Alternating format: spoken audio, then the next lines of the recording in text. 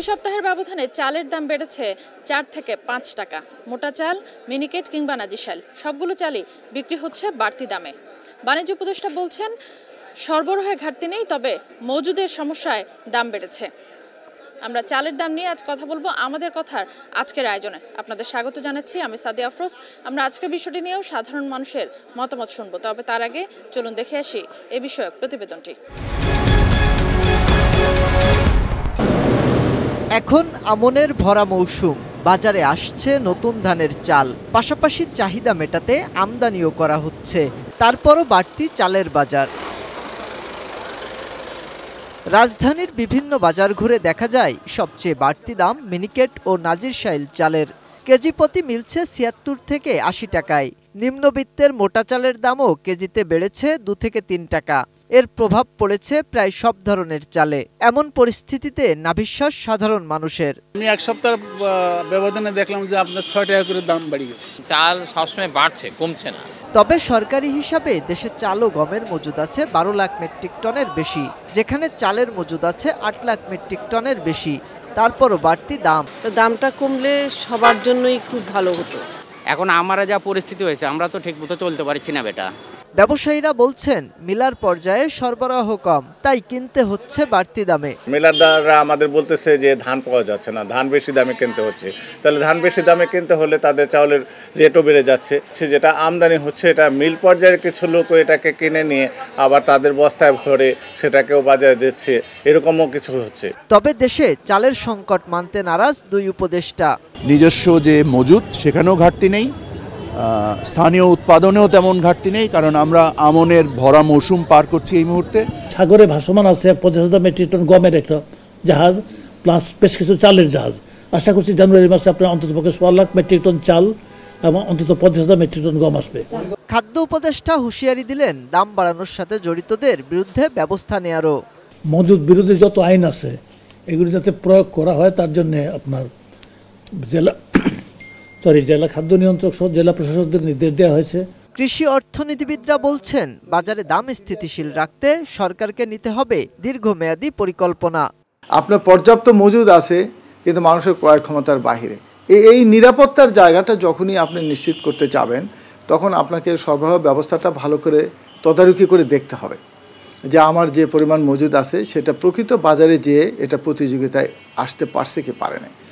আর বৃহত্তর পরিসরে আপনাদের উৎপাদনে বাড়াতে হাত দিতে হবে। পাশাপাশি নিয়মিত বাজার তদারকির পরামর্শ তার। লোকাল প্রোডাকশন বাড়ানো, জিডিপির প্রবৃদ্ধি করা, এগুলো হলো অন্তর্নিহিত শক্তি। মাহাদি সেকেন্দার, এটিএন নিউজ, ঢাকা। প্রতিবেদনটি দেখলেন, এবার চলুন দেখে আসি কি বলছেন সাধারণ মানুষ। ক্রমাগত ঊর্ধ্বমুখী হচ্ছে আর কি, এটা আসলে নিম্নমুখীটাই সাধারণ মানুষের প্রত্যাশা, সেই প্রত্যাশা এখনো মিটতেছে না। সেই অনুযায়ী যদি আরেকটু সহনশীল হয় তাহলে সেটা আমাদের জন্য ভালো হয়। যারা একটু বেশি বা পাইকারি বা সাধারণ যারা ভোক্তা আছে এদের জন্য সহনীয় পর্যায়ে একটু বাজার রেটটা যদি একটু নিম্ন হয় তাহলে আমাদের জন্য বেশ ভালো হয় আর কি। আমরা এখন বাজারে এসে একটু চাপ অনুভব করতেছি আর কি, সেটা যাতে একটু সহনশীল পর্যায়ে যদি রাখতে পারে ব্যবসায়ী বৃত্তিগুলো, সেটা অবশ্যই ভালো হয় আর কি। সপ্তাহের মধ্যে চালের কেজিতে প্রতি কেজি চালের ৫ টাকা বৃদ্ধি পেয়েছে। তাতে করে কি হয়েছে, প্রতি বস্তায় আমাদের বোঝা যাচ্ছে ৪-৫-২০ ২০০ টাকা বাড়ছে পার বস্তায়। এতে করে যারা নিম্ন আয়ের মানুষ অথবা মধ্যবিত্ত মানুষ, এদের যে মৌলমানবিক চাহিদা, অন্য বস্তু, বাসস্থান, চিকিৎসা, একটার ঘাটতি কাটতে গিয়া অন্য একটাই আমাদের উপরে বোঝা হয়ে যাচ্ছে। ক্রেতাদের তো বলার জায়গা নাই, যেখানে বলবো সে জায়গায় তো আমাদের নাই। আমরা যে বর্তমান যে সরকার দায়িত্বে নিছে, তারা কোনো কিছুই নিয়ন্ত্রণ করতে পারতেছে না। বাজার দর তো সাধারণত কম বেশি ১৯-২০ হইতে পারে, এত ডিফারেন্স হয়ে যায় যে কয়েকদিনের ডিফারেন্সে দেখা যাচ্ছে ৫ টাকা না আরও বেশি চাউলের দাম বাড়ছে। এটা আমরা যারা ক্রেতা কিনতে যেয়ে বুঝি। ইনকাম সোর্স কিন্তু বৃদ্ধি পাচ্ছে না, ইনকাম সোর্স যা আছে তার থেকে ১ পয়সাও বৃদ্ধি পাচ্ছে না, কিন্তু বাজার দর সব কিছুতেই বেড়ে যাচ্ছে। সাধারণ মানুষের কিন্তু বিলাসিতা চায় না, তারা চায় যে খেয়ে পরে তাদের যে মৌলিক চাহিদাটা খাবার পড়ার সেইটাই চায়, তার বিলাসিতা চায় না।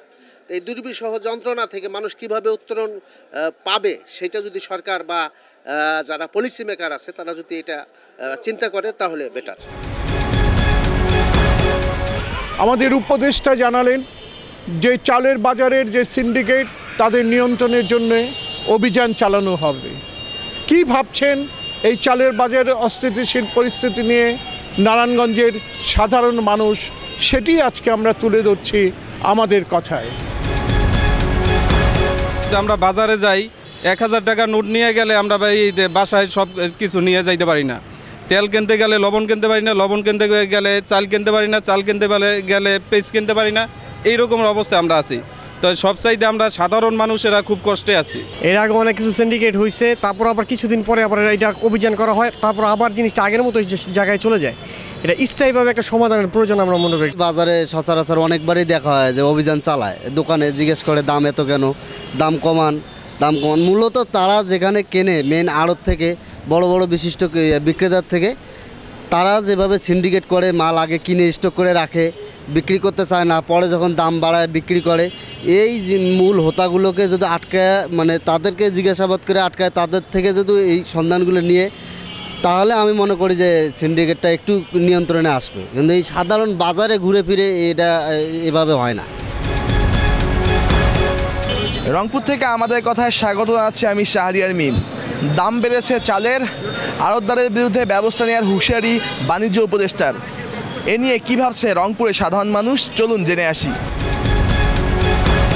উপদেষ্টা বলেছেন যে যারা চাউল মজুত করতেছে তাদের বিরুদ্ধে ব্যবস্থা নেওয়া হবে, কিন্তু চাউলের যে বাজার বেশি হলে তো আমাদের পক্ষে এটা চাপ হয়ে যাচ্ছে অনেক বেশি।